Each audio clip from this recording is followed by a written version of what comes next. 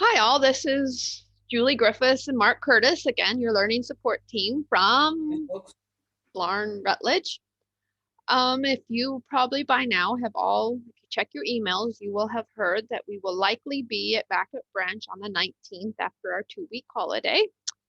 And if you're like me, I got to thinking, and Mark, I've been working from home for almost a year now, and so going back to branch is just going to seem quite different, actually going into work instead of working from home. And that can, just because you don't know what to expect or some uncertainty, can cause some anxiety. And so, Mark and I have put together this little slideshow of just going to talk about what to expect when you get back into branch, um, how to handle tips to handling any anxiety that you have while there. And so you'll have big success, and we're all excited actually because now we can actually get on with getting you your exams and getting you into a placement and that kind of thing. So the first bit here is what to expect, as to what you will see when you return to it branch and what the expectations are, so that you know managing your expectations, you can kind of know what to expect. First of all, you probably have all seen the email from Katie about needing to pick up lateral flow tests, or you can order them on the NHS website. So if you need to know that information, please contact Mark or me or Katie. She could send you the links if you'd rather just have them posted to your address. And it only takes like 24 hours once you order them. Really simple. I actually have some lateral flow tests. I keep them in this little shoebox. I keep hand wipes. There's really great instructions that come with them. You have your swabs. You have this like little solution. You have this little like pregnancy test looking thing, which you see at the top of the screen there. You have these little vial of solution that you have to pour in, and these little cap things. And I have a little tongue depressor and a mirror I also use so I can see my tonsils when I do it myself. So the two tips that I would recommend when taking a lateral flow test is you're not supposed to eat or drink 30 minutes before you take the test. So the best time probably is when you get first thing in the morning when you get up. Sanitize everything, take the test, and then while it's developing, which is 20 to 30 minutes, you can get ready. By the time you're ready to go, then the test will have developed. You will know if you're negative or positive. Hopefully, it's negative. You do have to report your results then to the NHS. There's a link in the documents, and also email Laura that you're negative so that we can all keep each other safe. So that's the lateral flow test. And they are, I will say, they're kind of unpleasant, but I guess it's what we have to do. So, and I'll be testing myself tonight because this is Friday. And tomorrow our holiday begins, and I am going to England, and I think you're required to have a lateral flow test before you get on the ferry. So that's what my husband and I will be testing ourselves tonight. Jilly, how do you once you get the result? What do you have to do with the result? The result, and it'll clearly tell you there's two lines if you're positive, one line at the top if you're negative, I think. And then you report the results, and it's in the leaflet here. This little leaflet. You report the results to they tell you, yeah. So you report them online there. Mm. And then you also need to report them to Laura at Rutledge as well. Or just go in and tell her, yeah, you had a test. You can even show it to her. There's a little barcode on the test that you have to have. So make sure you have that all. So first couple times, allow yourself a good probably 40 minutes to get the test and get all the paperwork. And then once you're familiar with it, then you can do it a lot quicker. But first time you do it, whether it's Sunday night before or Monday morning, um, make sure that you allow yourself time. It's the eating, drinking. To me, that was the big issue. Is like, oh, I don't shouldn't be drinking because then it wipes off all the viruses. Um, so yeah. So then when you get into branch, the first thing you will do is go in. You do need to be wearing a mask. You will walk in. You will sanitize your hands. Pretty familiar. There is a QR code that you will need to scan when you walk in. Um, And the first time you'll have to fill out your name and your telephone number. So if you do not have a mobile phone, then we will talk to Laura about what to do in that regard. I will probably log it on a computer. Um, but if you don't have a QR code reader on your phone, make sure you have one downloaded before you go into branch. And then you just use it, you scan it, it brings up the website.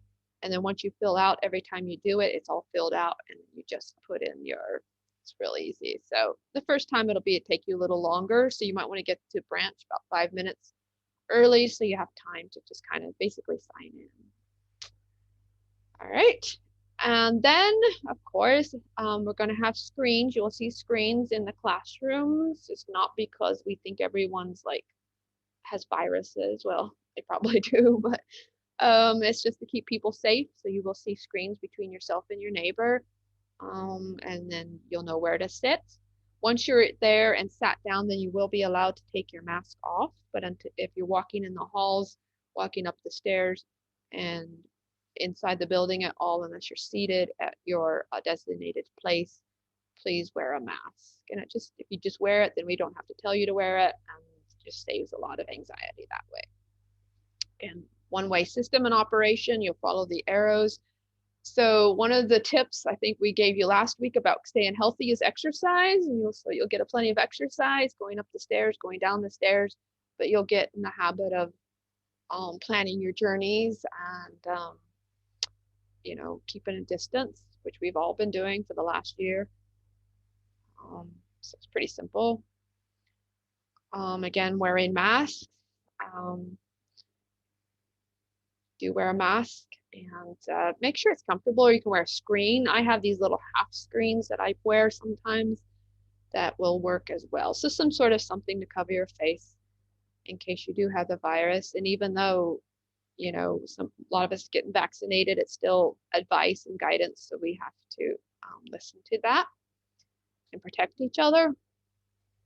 Social distancing, again, to stay apart, be careful when you're sitting and, hovering over a phone with your friends. Make sure to go outside, maybe where there's fresher air by a window. Just be aware that we might ask you to move on if you're hovered in the hallways with your friends.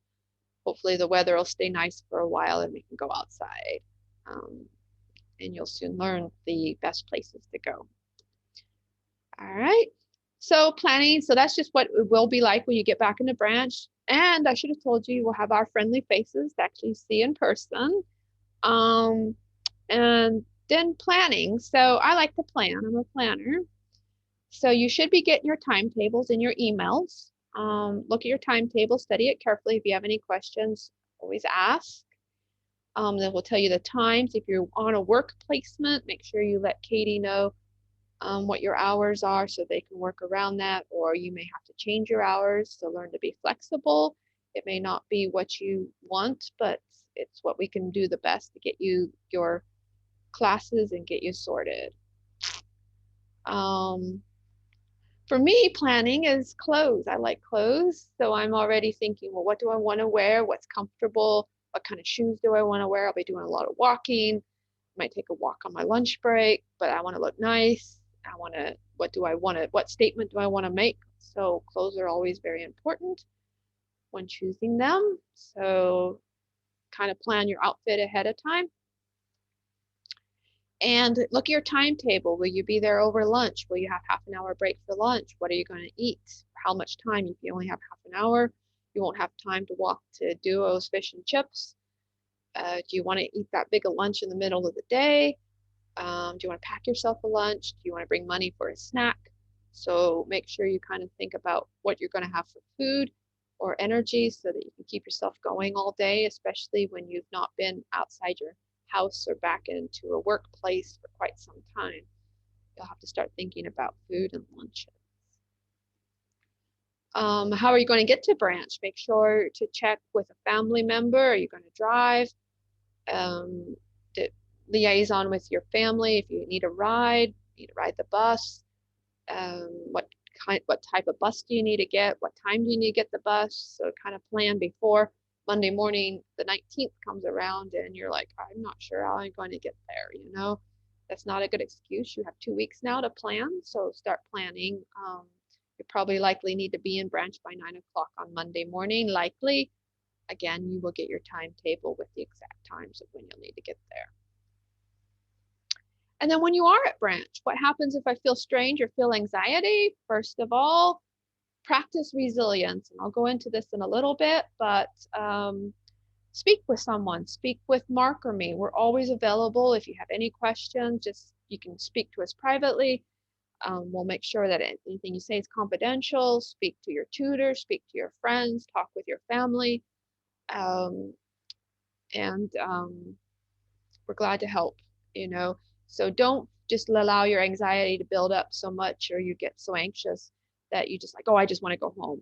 As soon as you start feeling uncomfortable, raise your hand, ask to take a break, go outside, take a deep breath. Think about some strategies that you can do, that you can put into place to help you cope with any anxiety, because we all will probably be dealing with some sort of being around people if you haven't been around people for a while. So Mark and I will have some great ideas. So immediately, as soon as you start getting panicky, just ask, I need to speak with Julie, I need to speak with Mark, and we'll sort you out. We'll figure something out. Even if you need to sit in the room by yourself, there's some great couches there, sofas that we can just set you up.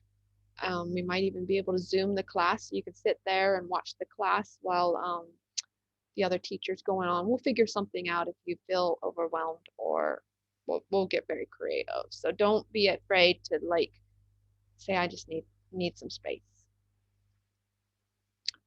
And then I found this really neat scenario, and I found this is called resilience and self-talk. So let's just talk about this a bit. A classmate says he will text you about a get-together taking place on Friday night. It's late Friday afternoon, but you have not heard from the classmate. You don't actually know why he didn't text you. What are some of the possible reasons why he did not text you? So this is interesting because my husband and I, we both have the same scenario, and his reasons and mine are two different ways. And I think how we talk to ourselves gives us perspective on a situation. So these are my reasons. So immediately, if someone doesn't text me, I'm like, oh, they got busy. Maybe their father died. You know, maybe they were in a car accident. Maybe their phone ran out of power. Maybe they accidentally wrote the number down wrong. Maybe they texted a wrong person and now they're worried because you didn't get back with them.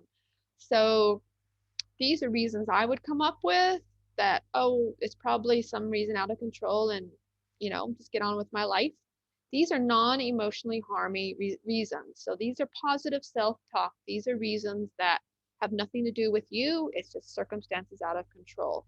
So when something happens, try to think of positive reasons. And these are not necessarily positive, but these are not reasons that pertain to you. You don't have any power over the phone. You don't have any power over the getting the number down wrong. This has nothing to do with you. So this is the way I would think. Now, my husband thinks this way. These are emotionally harming reasons, and they have all to do with self. Oh, he doesn't like me. He was probably told not to let me know where the get-together was. I'm a loser. I'm not important enough to get an invitation. No one likes me. And these are the reasons my husband, and he came home from work the other day, and he said good morning to one of his coworkers, and his coworker did not say good morning back. So immediately he thinks, oh, he doesn't like me. He doesn't like my way I look. He doesn't like my glasses. And I'm like, maybe he didn't see you. Maybe he didn't hear you. And so we both have respond to the same situation in different ways. Mine's a very positive, and his can tend to be negative. And so I try to build him up and help him see there are other reasons than just you all the time. And that comes with practice, doesn't it, Julie? You'll not Yeah, do it this time if it's a habit. You need to practice it to make it a habit. yeah, and that's where we encourage each other. So if you find yourself thinking, oh, um, you get into the classroom and someone sits down next to you and then they immediately get up and move up front to the front of the classroom, your first thought could be, oh, well, he doesn't like me. Maybe I smell, maybe I said something, or positive, maybe he couldn't see and he needs glasses and he forgot his glasses, so he moved up front. or maybe he needs to move up close to an outlet so he can plug his phone in, or maybe the teacher motion you didn't see, but the teacher motioned him to come up front because they knew he can concentrate better up front. So try to put a more positive spin on your interactions and you'll find yourself with a lot less anxiety. Okay. And then be kind to yourself.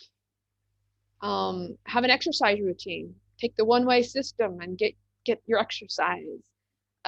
We sent out a link to Mark did a really good presentation on getting sleep the other week. If you like that link to that, please let us know. But sleep techniques. Eat a healthy and balanced diet. Don't eat donuts for breakfast before you come in. Try eggs or a protein bar or something, a protein shake, or porridge with milk in it to give you your protein for the day. So a protein diet for breakfast is always very good.